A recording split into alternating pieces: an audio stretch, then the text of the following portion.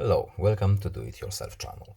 Today I will show you where to find the option and how to turn off Galaxy system updates in Samsung Galaxy S22.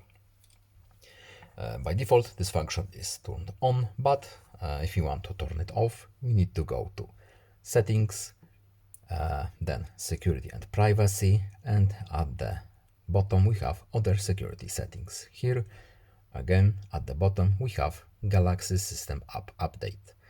What does it do?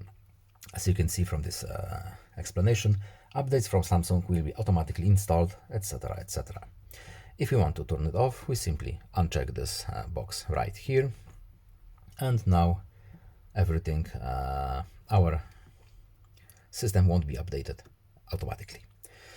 That's all. I hope this video was helpful to you. Please leave a like and subscribe. Have a nice day and see you in the next video. Goodbye.